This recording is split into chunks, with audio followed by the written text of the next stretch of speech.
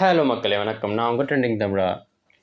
So இந்த வீடியோவில் நம்ம ஹெச்டிஎம்எல்லோட பாய்லர் பிளேட் கோடு தான் பார்க்க போகிறோம். பாய்லர் பிளேட் கோட்னா பெரிய எதுவும் விஷயம்லாம் இல்லை. பாய்லர் பிளேட் கோட்னா நம்ம எந்த ஒரு லாங்குவேஜ் எடுத்துக்கிட்டாலும் ஒரு ஃபார்மேட் இருக்கும். இப்படி தான் இந்த லாங்குவேஜ் வந்து ஸ்டெப் பை ஸ்டெப்பாக பண்ணணும், இந்த ஃபார்மில் தான் பண்ணணும் அப்படின்னு சொல்லி ஒரு ஃபார்மேட் இருக்கும். ஓகேங்களா? சின்டாக்ஸ் ஃபார்மேட் அப்படின்னு சொல்லுவாங்க. சின்டாக்ஸ்னால் வேறு எதுவும் இல்லை. இப்போது நம்ம இங்கிலீஷ் எழுதுறோம்னா லெஃப்ட் டு ரைட் எழுதுவோம், நடுவில் ஒரு வேர்டுக்கு அப்புறம் ஒரு கேப் விடுவோம். ஸோ அந்த மாதிரி ஒரு ஃபார்மில் ஏற்றணும். ஓகேங்களா? அதே மாதிரி தான் கோடிங்கில் வந்து ஒவ்வொரு ப்ரோக்ராமிங் லாங்குவேஜ்க்கும் ஒவ்வொரு ஃபார்மேட் இருக்கும். ஓகேங்களா? இப்போ பைத்தான் எடுத்துட்டா பைத்தான் வந்து நார்மலாக அப்படியே எழுதலாம். பைத்தானுக்கு ஃபார்மேட் தனியாக தேவையில்லை. ஆனால் ஜாவா எடுத்துக்கிட்டால் பப்ளிக் கிளாஸ் கொடுக்கணும், அப்புறம் வந்து ஒரு மெயின் ஃபங்க்ஷன் கொடுக்கணும், அதுக்கப்புறம் தான் கோட் எழுதணும். ஸோ அந்த மாதிரி தான் ஹெச்டிஎம்எல்ல வந்து சில ஃபார்மேட்லாம் இருக்குது. ஸோ அதுதான் இந்த வீடியோவில் பார்க்க போகிறோம். வீடியோ ரொம்ப இன்ட்ரெஸ்டிங்காக இருக்கும். ஸோ மிஸ் பண்ணாமல் கடைசி வரைக்கும் பாருங்கள். இப்போ வாங்க வீடியோக்குள்ளே போகலாம். ஸோ ஹெச்டிஎம்எல்லோட பாய்லர் பிளேட் கோடு இதுதான். ஃபர்ஸ்ட் ஆஃப் ஆல் என்னன்னு பார்த்தீங்கன்னா, நம்ம வந்து நார்மலாக ஹெச்டிஎம்எல்க்கு வந்து ஹெச்டிஎம்எல்னு ஒரு டேக் கொடுக்கணும். ஓகேங்களா? ஹெச்டிஎம்எல் டேக் கொடுக்கறதுக்கு முன்னாடி நம்ம வந்து நார்மல் ஹெச்டிஎம்எல்க்கு இது கொடுக்கணும். நான் இப்போது ஒரு வேளை நம்மளுக்கு HTML5 யூஸ் பண்ணுறோம் அப்படின்னா டாக் டைப் HTML அப்படின்னு சொல்லி கொடுப்போம். அது நம்ம வந்து ட்ரை பண்ணி பார்க்கலாம் இப்போது அது எப்படி கொடுக்குறதுன்னு சொல்லி. ஸோ ஃபர்ஸ்ட் ஆஃப் ஆல் வந்து HTMLனு கொடுக்குறோம். ஓகேங்களா? HTML டேக்கு HTML கொடுக்குறோம், ஓப்பன் டேக் கொடுக்குறோம். அதுக்கப்புறம் கீழே வந்து HTML க்ளோசிங் டேக் கொடுக்குறோம். ஓகேங்களா? இது வந்து HTML இந்த டேக்குள்ளே தான் எல்லா கோடும் வரும், HTML கோடு எல்லாம். ஓகேங்களா? அதுக்கப்புறம் 2 செக்ஷன் இருக்குது HTML. ஒன்று ஹெட் செக்ஷன். இங்கே பாருங்கள், HTML டேக் ஓப்பன் பண்ணிட்டோம், இங்கே க்ளோஸ் பண்ணிட்டோம், அதுக்குள்ளே தான் ஃபுல் டேக்கும் வரும். இதில் வந்து 2 செக்ஷன் இருக்குது. ஒன்று ஹெட் செக்ஷன், இன்னொன்று பாடி செக்ஷன். ஹெட் செக்ஷனில் வந்து ஹெட்டு, அந்த வெப்பேஜோட ஹெட்டு. ஓகேங்களா? அதில் தான் வந்து டைட்டில் வரும். இப்போ நம்ம ஒரு வெப்சைட் எடுத்துக்கிட்டோன்னா அதில் மேலே இங்கே டைட்டில் மாதிரி சின்னதாக ஷோ ஆகும். ஓகேங்களா? நம்மளோட வெப்சைட்டோட சின்னதாக இங்கே ஷோ ஆகும் அந்த டேபில். ஓகேங்களா? என்னென்ன டேப் யூஸ் பண்ணுறோம் அப்படின்னு சொல்லி. ஸோ அங்கே மை வெப்சைட்னு கொடுத்தா அங்கே மை வெப்சைட்னு ஷோ ஆகும். நான் உங்களுக்கு காமிக்கிறேன் எப்படி ஷோ ஆகும்னு சொல்லி. அதுதான் வந்து டைட்டில். ஆனால் இது வந்து கோடுக்குள்ளே வராது, நம்ம HTML பேஜுக்குள்ளே வராது, இங்கே மேலே மட்டும் வரும், ஷோ ஆகும். ஓகேங்களா? இது வந்து ஹெட்டு. பாடி செக்ஷனில் தான் வந்து நம்ம உள்ள இந்த பாடி செக்ஷன் உள்ளே எவ்வளோ கோடு கொடுக்குறோமோ அதுதான் வந்து நம்மளோட பேஜில் டிஸ்பிளே ஆகும். ஓகேங்களா? நம்ம ஹெட்டிங்காக இருக்கட்டும், பேராகிராஃபாக இருக்கட்டும், போல்ட் டெக்ஸ்ட்டு, இன்னும் நிறைய இருக்குது, லிஸ்ட்டாக இருக்கட்டும், டேபிளாக இருக்கட்டும், இந்த மாதிரி நிறைய இருக்குது. HTML டேக்ஸ் எல்லாமே வந்து பாடிக்குள்ளே தான் கொடுப்போம். ஓகேங்களா? ஸோ வந்து அதுக்கு இந்த பாடி செக்ஷன் யூஸ் ஆகுது. அதுக்கப்புறம் HTML க்ளோசிங் டேக். ஓகேங்களா? எல்லாத்துக்கும் ஓப்பனிங் க்ளோசிங் டேக்லாம் இருக்குது பாருங்கள். இதுதான் வந்து HTML பாய்லர் பிளேட் கோடு. இந்த ஃபார்மேட்டில் தான் ஏற்றணும். ஓகேங்களா? நம்ம முன்னாடி ஏற்றணும்ல, முன்னாடி அது ஜஸ்ட்டு நம்ம அது எக்ஸாம்பிளுக்காக எழுதணும், ஆனால் இந்த ஃபார்மில் தான் எழுதணும். ஓகேங்களா? இதுதான் கரெக்டான ஃபார்ம். அதுலேயும் ரிசல்ட் வரும். பட் இது இந்த மாதிரி எழுதினா தான் ப்ரௌசருக்கு அண்டர்ஸ்டாண்டபிளாக இருக்கும். நம்ம என்ன கொடுக்குறோம், என்ன கண்டென்ட் கொடுக்குறோம், ஹெட்டில் ஹெட்டிங் கொடுக்குறோம், பாடியில் தான் மெயின் கண்டென்ட் கொடுக்குறோம். அந்த மாதிரி ப்ரௌசர் அண்டர்ஸ்டாண்ட் பண்ண யூஸ் ஆகுது தான் இது வந்து HTML boiler plate code. And ஃபார்மேட்டும் இது தான். ஓகேங்களா? ஸோ வாங்க நம்ம கோட் பண்ணி பார்த்துடலாம். ஃபஸ்ட்டு வந்து HTML கொடுக்குறோம், HTML டேக். ஓகேங்களா? ஓப்பன் கொடுத்தாலே க்ளோஸ் வந்துடும்.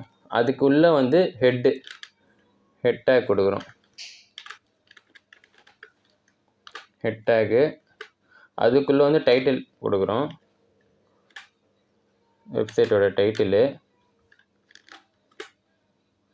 அதுக்குள்ளே மை வெப்சைட் அப்படின்னு சொல்லி ஜஸ்ட் கொடுக்குறேன் ஃபார் எக்ஸாம்பிளுக்கு.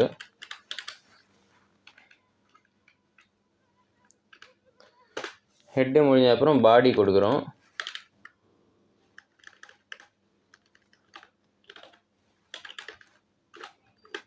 பாடிக்குள்ளே வந்து என்னென்ன கண்டென்ட் வேணுமோ ஃபுல்லாக கொடுக்குறோம். ஓகேங்களா?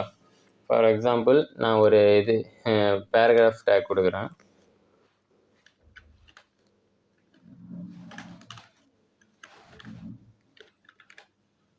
திஸ் இஸ் மை, இது ஷார்ட்டாக கொடுக்குறேன், பாடி. ஓகேவா? இது ஹெட்டு, இது பாடி. ஓகேங்களா?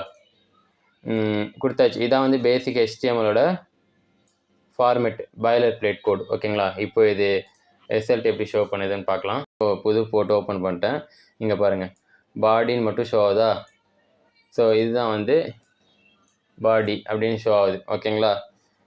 இது வந்து நம்ம பேராகிராஃபில் கொடுத்துருக்கோம். இங்கே பாருங்கள், மை வெப்சைட் நம்ம டைட்டில் கொடுத்தோம்ல, அதான் வந்து வெப்சைட்டோட டைட்டில். ஓகேவா? அந்த ஃபைல் நேமாக இங்கே சேவ் ஆகிருக்கு பாருங்கள்.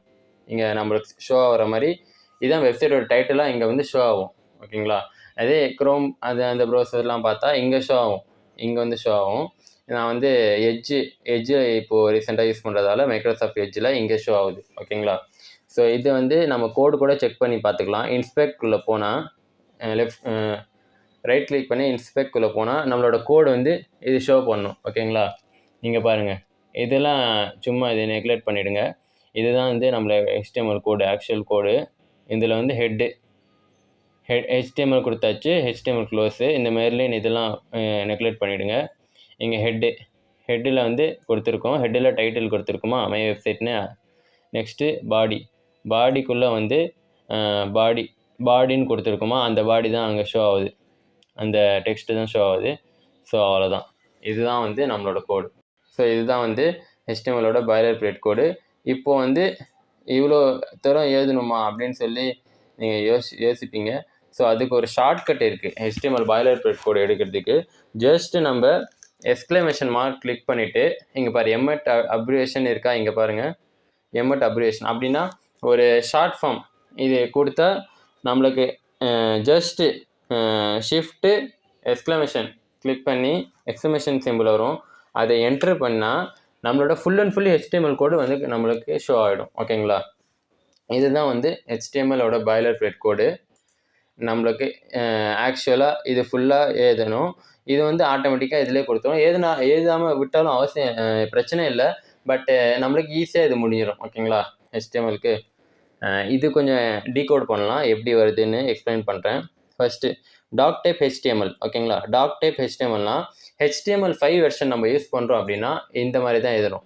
டாக்குமெண்ட் டைப் HTML அப்படின்னு சொல்லிட்டுனா HTML5 யூஸ் பண்ணுவோம்.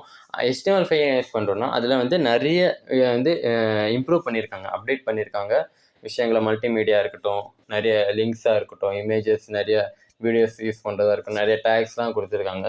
ஸோ அதனால தான் HTML5 இப்போ ரீசெண்டாக எல்லோரும் யூஸ் பண்ணுறாங்க. ஸோ நெக்ஸ்ட்டு வந்து HTML நம்ம நார்மலாக எதுவும் அதே மாதிரி HTML கொடுத்துருக்காங்க. இது வந்து ஒரு ஆட்ரிபியூட் கொடுத்துருக்காங்க. ஆட்ரிபியூட்னால் வந்து வேறு எதுவும் இல்லை, நம்ம பின்னாடி டீட்டெயிலாக பார்க்கலாம். லாங்குவேஜ்னு கொடுத்துருக்காங்க, லாங்குவேஜ்க்கு லாங்னு கொடுத்துருக்காங்க. இஎன்னா இங்கிலீஷ். ஓகேங்களா? லாங்குவேஜ் இதில் எது யூஸ் பண்ணுவோம், இங்கிலீஷ் யூஸ் பண்ணணும் அப்படின்னு சொல்லி ஒரு டீட்டெயில் கொடுத்துருக்காங்க. ஸோ வந்து ஹெட்டுக்குள்ளே வந்து மெட்டான்னு கொடுத்துருக்காங்க. 2 இது மெட்டானா வேறு எதுவும் இல்லை. மெட்டானா டேட்டா அபவுட் தி டேட்டா. ஒரு டேட்டா இருக்கா, நம்ம ஒரு வெப்சைட் கொடுக்குறோம், அந்த வெப்சைட்டோட டேட்டா கொடுக்குறது தான், அந்த வெப்சைட்டோட டேட்டாவோட இன்ஃபர்மேஷன், எக்ஸ்ட்ரா இன்ஃபர்மேஷன் கொடுக்குறது தான் மெட்டா அப்படின்னு சொல்கிறோம். இது வந்து நம்ம ரொம்ப டீப்பாக தெரிஞ்சுக்கணும் அவசியம் இல்லை, நம்ம அப்படியே பேசிக்காக பார்த்துட்டு போயிடலாம். இது ஜஸ்ட்டு நம்ம இதெல்லாம் அவ்வளோக்கா யூஸ் ஆகாது நம்மளுக்கு. இதான் டைட்டில் பாருங்கள், டைட்டில் அதே மாதிரி வருது. டாக்குமெண்ட் ஆட்டோமேட்டிக்காக டாக்குமெண்ட்ஸ் ஆகிடும். ஓகேங்களா? இதில் இதே மாதிரி ஹெட்டு செக்ஷன் க்ளோஸ் ஆகிடுச்சு, பாடி, அதுக்கப்புறம் HTML. ஓகேங்களா? ஸோ இதுதான் வந்து நம்மளோட HTML boiler plate code. Actual boiler plate code இப்படி தான் இருக்கும். நம்ம வந்து சிம்பிளாக இப்படி க்ரியேட் பண்ணிக்கலாம். இது வந்து நம்ம இங்கே பாருங்கள், இதுதான் வந்து HTML அந்த பாய்லர் பிளேட் கோட்லேருந்து வருது. நம்ம எதுவும் ஏதாவதால பிளாங்காக இருக்குது. டைட்டில் பாருங்கள், டாக்குமெண்ட் வருதா? இப்போ நம்ம இன்ஸ்பெக்ட் பண்ணால் நம்மளோட கோடெல்லாம் இதில் ஷோ ஆகும். இங்கே பாருங்கள், ஹெட்டு ஷோ ஆகுதா? ஹெட்டில் மெட்டா டைட்டிலு, பாடியில் வந்து எதுவுமே இதில் பாடி க்ளோஸ் பண்ணிவிட்டு HTML க்ளோஸ் பண்ணிவிட்டோம், அவ்வளோதான். இதுதான் வந்து டாக்குமெண்ட்டு. ஸோ அவ்வளோதான் இந்த வீடியோ. இந்த வீடியோ உங்களுக்கு உண்மையாக பிடிச்சிருக்குன்னு நினைக்கிறேன். அப்படி பிடிச்சிருந்தா ஒரு லைக் பண்ணிவிட்டு ட்ரெண்டிங் தமிழ் சேனலுக்கு ஒரு சப்ஸ்கிரைப் பண்ணிவிடுங்க. தேங்க்யூ ஸோ மச் ஃபார் வாட்சிங். இன்னொரு இன்ட்ரெஸ்டிங் கண்டென்ட்டோடு உங்களை நான் மீட் பண்ணுறேன். Until then, love you all, take care, bye bye and keep coding.